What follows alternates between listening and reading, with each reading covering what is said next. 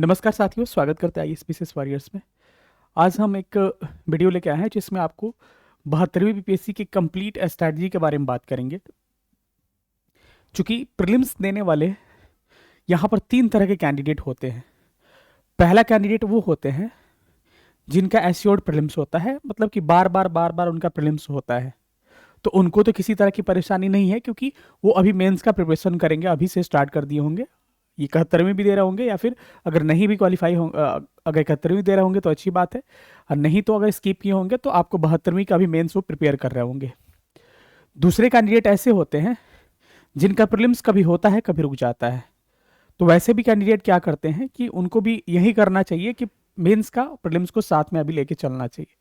तीसरे कैंडिडेट ऐसे होते हैं, या तो बिगनर्स होते हैं, पहली बार प्रीलिम्स दे रहे होते हैं, या फिर उनका पीटी कई बार देने के बाद भी पीटी रुका होता है।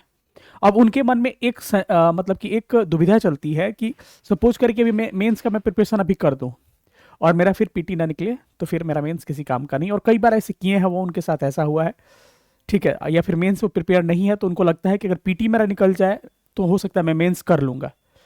देखिए, तो बात यही, ये तीसरा चीज भी गलत है कि ऐसा नहीं है कि पीटी निकल जाएगा तो आप मेंस कर लीजिएगा, क्योंकि 71वीं में टाइम दे दिया इस हिसाब से कर सकते हैं, लेकिन 72वीं काफी फास्ट, अभी तक हम लोग जो सूचना मिली है काफी फास्ट होने की संभावना है। और प्रीलिम्स और मेंस के बीच में मात्र 2.5 से 3 महीना का गैप मैक्सिमम रहने की संभावना है, जिसमें कि सिलेबस कंप्लीट करना एक बड़ा चैलेंज होगा, और उस समय पीटी ना निकलने के बराबर है। तो बस आप इतना मान के चलिए कि उस समय पीटी निकलता भी है तो पीटी किसी काम का नहीं, तो फिर उस पढ़ना क्यों उसके लिए। तो मैं आपको एक कंबाइंड अप्रोच बताऊंगा जिसमें कि आप प्रीलिम्स के टॉपिक को करिएगा तो साथ साथ उसमें मेंस का प्रिपरेशन होता जाएगा, ठीक है। तो उस टॉपिक को आपको लेके चलना है, और कुछ एक्स्ट्रा भी आर्ट एंड कल्चर वाला सेक्शन को धीरे धीरे करते रहना है, ताकि आपका प्रीलिम्स होते होते उससे पहले आप लगभग 40 या 50% सिलेबस मेंस का भी कंप्लीट कर लें, तभी आप फाइनल तक जाइएगा।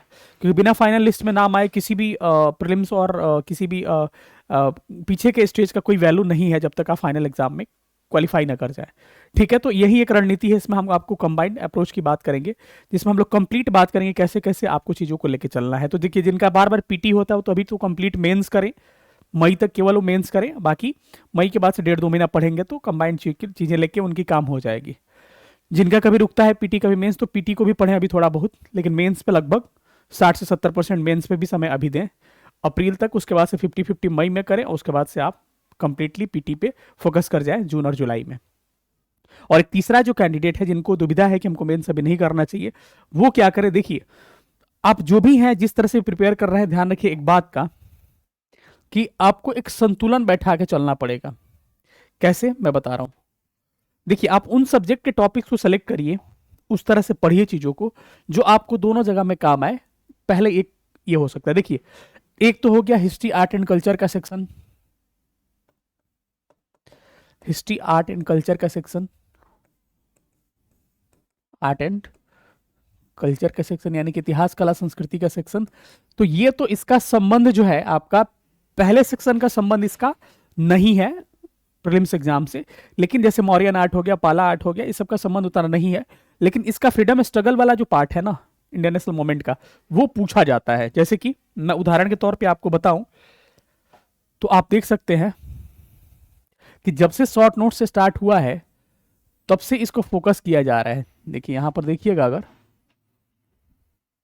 अगर आप शुरू कर रहे थे 1857 रिवोल्ट, 1857 की क्रांति, ट्राइबल्स मूवमेंट, जनजातीय विद्रोह, ये सब टॉपिक क्या है, दोनों जगह पूछे जाते हैं। चाहे आपका मेंस हो चाहे प्रीलिम्स हो, दोनों जगह ये सब टॉपिक क्या होते हैं, पूछे जाते हैं। जनजातीय विद्रोह हो गया, या पीजेंट मूवमेंट हो गया, किसान आंदोलन हो गया जिसमें चंपारण वगैरह हो गया, या फिर सहजानंद सरस्वती चंपारण सत्याग्रह हो गया, या फिर असहयोग आंदोलन हो गया, ये नॉन कॉपरेशन मूवमेंट, ये भी अब असहयोग आंदोलन, ये भी आपको मेंस में पूछना स्टार्ट कर दिया है। इसके अलावा सविनय अवज्ञा आंदोलन हो गया, सीडीएम, सविनय अवज्ञा आंदोलन हो गया, ठीक है। ये सब टॉपिक ऐसे हैं जो है आपको प्रीलिम्स में भी काम आएगा, मेंस में भी काम आएगा आपको। तो इनको टारगेट करिएगा तो आपको चीजें थोड़ा सा फायदा करेगा। इसके अलावा आप चले जाइए तो चाहे सोशलिस्ट पार्टी हो गया, चाहे व्यक्तिगत सत्याग्रह हो गया, इंडिविजुअल सत्याग्रह हो गया, या फिर क्रिप्स मिशन हो गया, क्रिप्स मिशन हो गया, क्विट इंडिया मूवमेंट हो गया,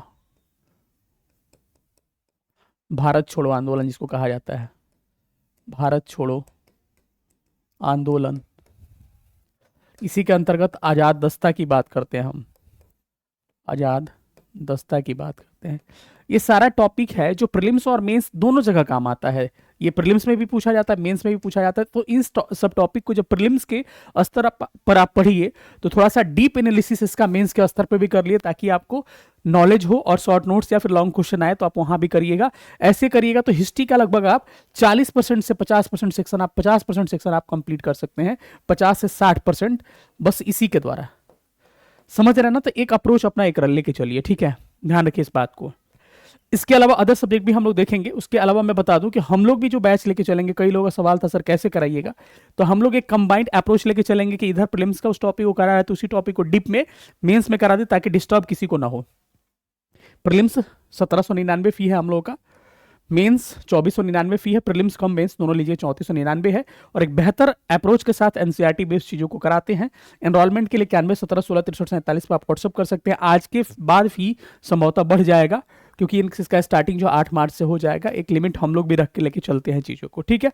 तो आप यहाँ से कर सकते हैं चीज़ों को। क्या क्या प्रीलिम्स वाले में मिलेंगे आप देख सकते हैं। ऑनलाइन क्लासेस होगा, डेली 2 क्लास होगा, लाइव प्लस रिकॉर्डेड क्लासेस मिलेंगे आपको, साथ में डेली बोर्ड पीडीएफ दिया जाएगा, टॉपिक वाइज नोट्स कराया जाएगा, टॉपिक वाइज टेस्ट कराया जाएगा, मंथली टेस्ट कराया जाएगा, एनसीईआरटी बेस्ड होगा, पीवाईक्यू एनालिसिस, 1-to-1 मेंटरशिप, फी 1799, 9117166347 पे व्हाट्सएप करके एनरोल कर सकते हैं। साथ ही साथ मेंस में क्या होगा कि आपको कैसे बताया जाए, कैसे चीज़ों को लिखना है टॉपिक पढ़ा के, जिसमें GS1 GS2 ऐसे सबको हम लोग कवर लेके, इंक्लूडिंग DI को भी लेके चलेंगे, ठीक है। तो यहाँ से चीज़ों को आप कर सकते हैं, ठीक है। तो जिनको भी एनरोल करना है स्क्रीनशॉट ले लीजिए, यहाँ से आप हमको मैसेज कर लीजिए, जो भी समस्या आप पूछ सकते हैं, स्ट्रैटेजी भी पूछ सकते हैं। अब आते हैं हम लोग को पॉलिटी वाले सेक्शन में। साइंस टेक का तो उतना चीज़ यहाँ पे काम नहीं आएगा, पॉलिटी वाले सेक्शन में आइएगा तो पॉलिटी के भी जो भी प्रश्न अभी पूछे जा रहे हैं, जैसे कि सपोज करिए प्रियम्बल हो गया, यानी कि प्रस्तावना हो गया, फंडामेंटल राइट्स हो गया, मौलिक अधिकार हो गया, फंडामेंटल ड्यूटीज यानी कि मौलिक कर्तव्य हो गया, DPSP नीति निदेशक तत्व हो गया, प्रेसिडेंट राष्ट्रपति, PM, सेंटर स्टेट रिलेशन, ठीक है। कुछ कुछ टॉपिक्स को अगर पॉलिटी में हटा दिया जाए, कुछ कुछ टॉपिक्स को अगर हटा दिया जाए, जैसे कि यहाँ पे गवर्नर भी दोनों जगह आएगा, गवर्नर हो गया, राज्यपाल जिसको कहा जाता है, राज्यपाल हो गया, ठीक है, ये सारा टॉपिक हो गया। जुडिशियल एक्टिविज्म, जुडिशियल रिव्यू उतना मेंस में ही केवल ज़्यादा पूछा जाता है, प्रीलिम्स में भी पूछा जाने लगा है थोड़ा थोड़ा क्वेश्चन वहाँ से, लेकिन ये सब मेजर टॉपिक जो भी है ना, लगभग पॉलिटी के 80 से 90% टॉपिक ऐसे हैं, 90% के आसपास, जो कि प्रीलिम्स में और मेंस में दोनों जगह काम आएंगे। तो इस स्तर पे पीटी में पढ़ाई करिए इस चीज़ को, इतना बेहतर रणनीति कोई नहीं बता पाएगा आपको, कंफ्यूज होंगे आप। तो पीटी में इस स्तर पे पढ़िए इस टॉपिक को, कि साथ साथ उसको मेंस में भी क्या करिए, इंक्लूड करके उससे संबंधित प्रश्न जो पूछा गया उसको थोड़ा बहुत लिख लीजिए, शॉर्ट चार्ट बना के कि ऐसे ऐसी चीजें आएंगी तो हम लिखेंगे। हम लोग इसी आधार पे लेके चलेंगे कि अगर हम प्रियम्बल पढ़ा रहे हैं, प्रस्तावना पढ़ा रहे हैं, तो प्रस्तावना को उस स्तर पे लेके जाएंगे कि प्रस्तावना के जो भी प्रश्न पूछे गए हैं मेंस में वहां दिखाया जाएगा, प्रीलिम्स के बाद मेंस वाले बैच में, और वहां पे चीजों को कलेक्ट करवाया जाएगा। अब इसमें क्या फायदा होगा कि मेंस के स्तर पे जाइएगा तो पीटी में भी कुछ अगर स्टेटमेंट वाइज प्रश्न बहुत ज्यादा पूछे जा रहे हैं, अगर टफ, तो कंसेप्ट क्लियर रहेगा तो चीजों को कर पाइएगा। तो ऐसे कंबाइंड अप्रोच हम लोग लेके चलने वाले हैं, ठीक है। तो आप चाहे तो हमसे अप्रोच कर सकते हैं। तो ये पॉलिटी का सेक्शन हो गया। सेम ज्योग्राफी का भी सेक्शन में जाइएगा, ज्योग्राफी के जो भी टॉपिक पूछे जाते हैं आजकल, पहले तो केवल इकोनॉमिक ज्योग्राफी पूछा जाता था, लेकिन ज्योग्राफी में भी आप देखिएगा तो अब दोनों जगह से सवाल पूछे जा रहे हैं, पूरे ज्योग्राफी से। तो ज्योग्राफी को भी जब पढ़िए तो इसको कंबाइन लेके चलिए, लेकिन आप कोशिश करिए कि हिस्ट्री वाला सेक्शन और पॉलिटी वाला सेक्शन, मतलब GS1 से एक पोर्शन और GS2 से एक पोर्शन कम से कम हम मेन से पहले कंप्लीट कर ले। और सबसे बड़ा सेक्शन यही है आपके लिए। करंट तो लोग लास्ट में करते हैं, करंट का स्ट्रैटेजी भी मैंने बता रखा है, तो करंट करवा देंगे हम लोग। DI डेली आप प्रैक्टिस DI का कर सकते हैं आप, एक एक क्वेश्चन तो वहां से हो जाएगा। GS2 में इकोनॉमिक्स, ज्योग्राफी और साइंस टेक बचेगा, तो तो उसके लिए हम लोग हैं ही। तो कम से कम इन सब सब्जेक्ट को क्या करिए, आप फोकस कर लीजिए ताकि चीजें आपका क्लियर हो जाए। ठीक है, तो ये रणनीति काफी बेहतर है, इसको आप मान के चलिएगा। और किसी भी तरह का जानकारी चाहिए तो इस नंबर पे व्हाट्सअप जरूर करिएगा। ठीक है, कैसा लगा सेशन सब लोग बताइएगा। छोटा सा सेशन था लेकिन महत्वपूर्ण जानकारी थी, आपके सारे कंफ्यूजन को ये दूर कर दिया।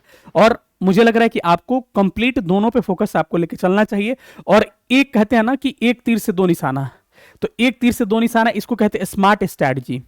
कई लोग पीटीएस स्तर पे केवल टिक मारेंगे, लेकिन दोनों स्तर पे लेके चलिएगा तो आपका तैयारी प्रीलिम्स का भी बहुत बेहतर हो जाएगा। ठीक है, तो यही रहा रणनीति। मिलेंगे किसी अगले सेशन में, तब तक अपना ख्याल रखिएगा। कुछ और डिमांड चाहते हैं हमसे वीडियो का, तो ऐसी चीजों को करने के लिए हम लोग काफी सोच के वीडियो बनाना पड़ता है कि कैसे चीजों स्टूडेंट को दे चीजों को, ताकि उनको फायदा हो। ठीक है, तो मिलेंगे किसी अगले वीडियो में, तब तक अपना ख्याल रखिएगा। अपना महत्वपूर्ण कमेंट अगर वीडियो से लाभ हुआ है तो जरूर हमको कमेंट बॉक्स में दीजिएगा। सेशन देखने के लिए बहुत बहुत धन्यवाद। Thank you so much. जय हिंद।